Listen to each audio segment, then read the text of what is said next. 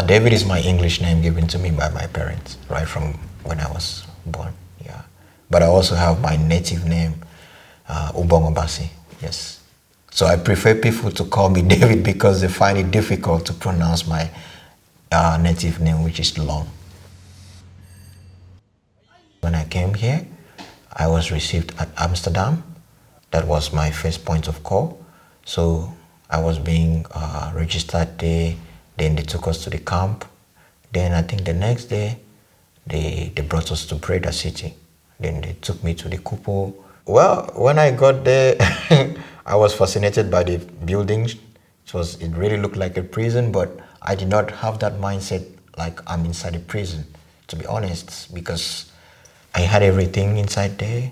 I could eat, I could sleep well, I could go out. So I was comfortable, but sometimes you don't have your own privacy because you have someone there with you, and also you have some limited time as well where if you're traveling, you need to let them know. If not, your space can be taken up by someone else. Everything was okay. It was nice. They have a sports complex on the ground. They organize games. It was nice. But you still miss your own privacy of like you being in your own apartment. That was the only thing. All my roommates were from Ukraine, so I had a good time with them. No issues, no problem. Always jovial, always playful. At least I was able to speak the language, so communication wasn't an issue at all. I'm a medical doctor by profession. I was born and raised in Nigeria. I also have siblings that are also in the line of medicine. They are also medical doctors as well. And so same with my parents. My dad is a gynecologist by specialty, and also my mom is a dentist by specialty. I always wanted to read engineering. I wanted to go into maybe construction or civil engineering, but along the line I was talked into like medicine is good, medicine is also science, medicine is about humanity, saving people's life. My dad was the one that was talking me into that.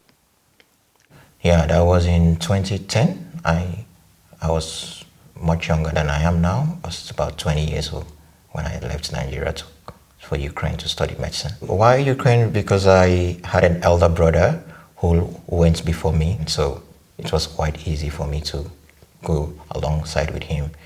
So Ukraine was a very comfortable place. It was a country where a lot of people could have very good quality education at a very affordable price. Back then in 2014, I was studying in Lugan State Medical University. It was one of the biggest medical university back then in Ukraine. We had a lot of people from different nationalities, so that's where my brother was, and that's where I joined him later on. It was very okay. We had good teachers.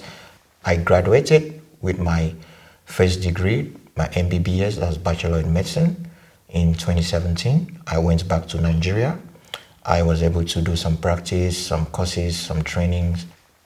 Yeah, I actually returned back to Ukraine in 2019 to do Masters in Public Health, and I did that in Kiyv Mohila Academy. I was able to finish before the war broke out. So during that period of from July till the end of the year of 2021, I was learning the language, Ukrainian language. I was trying to see how I can work my way through to go for a PhD program. I remember I was in my room. I heard the first attack around 4 or 5. I was like, what's happening? So I woke up from bed. Before I could wake up, I had 3 calls on my phone at the same time. My friend called me, David, did you hear the bomb? And I'm telling you, like, this is like 9-10 hours from my city, Kyiv. So it's like they were attacking all these major cities at the same point in time. So yes, I heard the bomb, but you are in Odessa, I'm in Kyiv, how can you hear? He said, no, they are also attacking us here. So that was when I knew that it was very serious. My other friend in Kyiv was like, David, where are you? I'm hitting the road, I'm going towards Poland. Are you coming with me? I said, no, I'm gonna stay here and see how the situation unfolds. If it means for me to leave, I will leave. But I realized that it was getting more serious. So when I went out, I saw military tanks everywhere. I was like, okay. I saw the closest supermarket was closed. So what I wanted to do is I said, okay, let me go to the bank to take my money in dollars first of all, in case of any situation, I'm not sure yet. So when I got to the bank, I saw that everything was closed. In fact, from the metro station, everybody was hitting the central train station in Kyiv. So that was when I knew, okay, this is getting serious. So at a point in time when they bomb so much and you fear so much, we walked down to the bunker because my house was very close to the metro station. So when you go there, you see everybody's under there. When you feel like, okay, there's no more bombing for some few time, you come back. So I think I had to go there for like few hours, came back again because you are sleeping on the floor, you are not comfortable. So it was quite a terrible situation. I still remember under 4 or 5 hours, all the neighbors I had, I saw them taking their bags, taking their property, they were leaving. My landlady called me, David, are you staying or are you leaving? I need to know so I can get the keys. I said, I'm staying. So that was how the story was on the very first day. So I was there for like 3 days before I left Kyiv for another country. Yeah, I was there for like 3 days. So I remember I called one of my friends, Dr. Christian. He told me that we have to leave. I called my junior brother as well. He also stayed in Kyiv. So we went to the train station and we were able to leave to another country. So after leaving Ukraine to Slovakia, I was in Slovakia first of all. It was a nice place.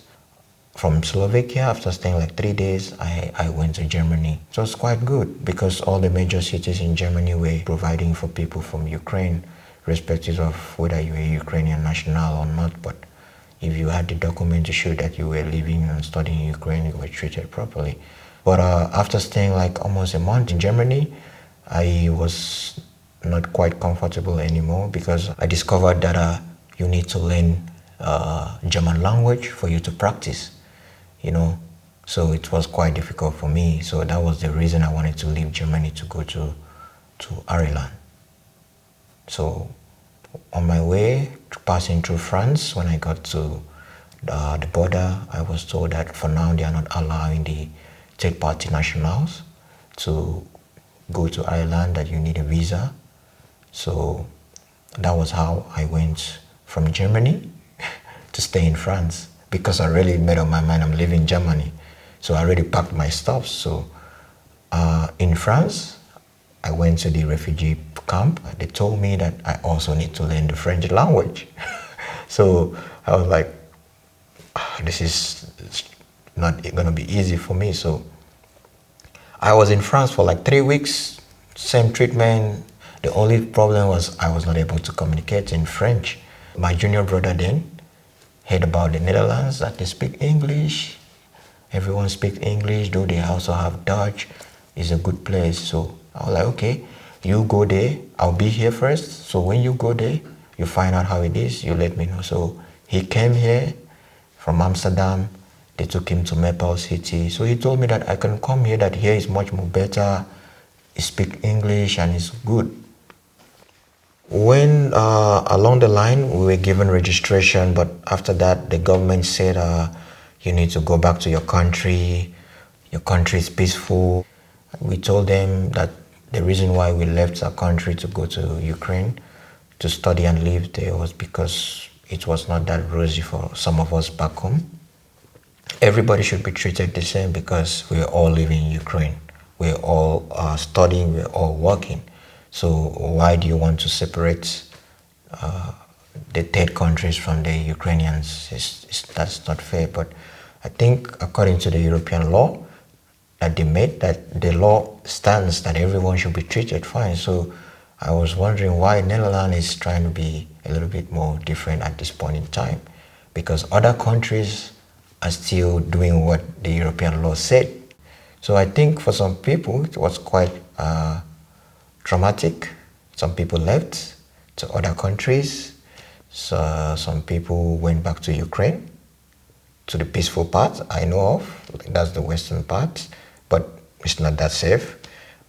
Some people decided to go for the option of maybe seeking for an asylum.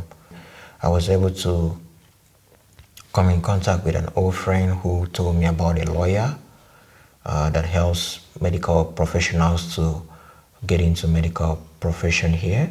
So when she told me about that, she said we're gonna come for a meeting and we should bring our degrees and our documents and everything so she can see what she can do for us. Yes, right now my situation is very, very good. I can smell now, I can sleep now, can eat well, can travel, because now I was able to get a document to work in my profession. And now it's good for me. I have my accommodation in Breda. Also, I'm been learning the Dutch language. I go to the library to study, but I have my classes in the Kupu every Friday. Well, sometimes I look back at the situation and I feel like everybody has to go through certain things in life, because if you look at it, it's not things that you can control or things you can say you have a hand in it, or things you can say I can fix this by yourself. It's a collective thing that everybody has to do. I came out of it victoriously and also successfully as well. The truth is that people will always migrate. It's not until war happens before people migrate. That's the truth. People will always migrate because of profession, maybe because of religion, because of ethnicity, different reasons. So you don't have to wait till a war starts before you treat people properly. Yeah, I'm a very open person. Yeah, I like meeting people, most especially if I get to meet you and you're from a different country or different background. I find it more interesting because I want to know more about you. That's me.